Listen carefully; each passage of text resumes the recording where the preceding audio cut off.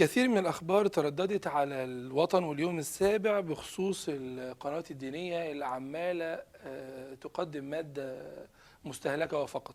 طبعا الانشغال الأكبر دلوقتي ببراءة موقعة الجمل، والانشغال الأكبر بإزاي الناس دي خرجت براءة هنتكلم عنها في الرسالة الجاية. لكن خلونا نتكلم عن القنوات الدينية، وحسبي الله ونعم الوكيل في اللي بيحصل في القنوات الدينية إلا من رحم ربي. أسأل الله أن يكثر ممن رحم سبحانه وتعالى.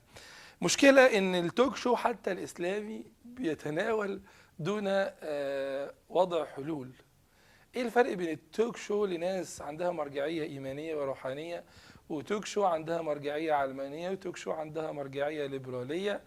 الفرق الجوهري إن المفروض إن المرجعية الإسلامية دائما تقدم حلول، والعبقرية مش ان المذيع بتاع التوك شو الاسلامي او اللي بيحصل هنا وهنا ان بعد ما يخلص الحلقة يلاقي سيل من الاتصالات والمكالمات والرسائل: انت عبرت عننا، وانت اتكلمت عننا، وانت طلعت اللي جوانا، زي ما انا سمعت في بعض الحلقات. مش دي العبقرية. العبقرية الحقيقية ان التوك شو الاسلامي بيقول المشكلة ايه ويوصفها توصيف دقيق ويحط بدائل، ويبدأ يستضيف متخصصين ويرجع يسلط الضوء على بناء على عمل جيد.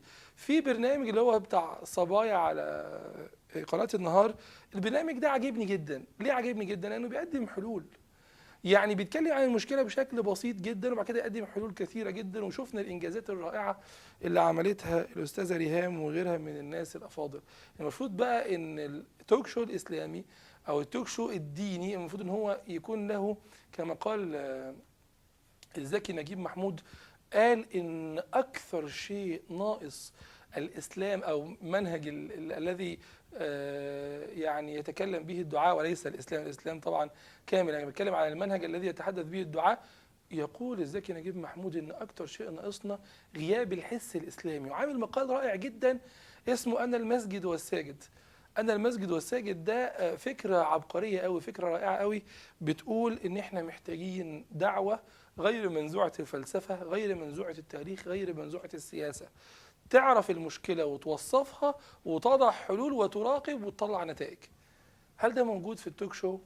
ولا نحط ايه حملة الصلاة، مليون صلاة على النبي، ليه؟ عشان ناخد رسائل. ادعم المحطة برسالة ب4 جنيه. طب المحطة دعمتني بايه؟ يقول لك اصل انا بقدم لك برامج في الطبخ بتعلم الطبخ، وبرامج في كذا بتعلم كذا، وبرامج توك شو بتفضفض على الناس. هذا يعني يؤكد على عدم احترام الإدارة أو إدارة القناة للسادة المشاهدين. ملف كبير قوي، ملف الإعلام الإسلامي، هنتكلم عنه إن شاء الله باستفاضة. كيف يكون، وإلى أين هو ذاهب، وماذا يجب عليه أن يفعل. شكرا لكم على حسن استماعكم، نلتقي في رسالة قادمة.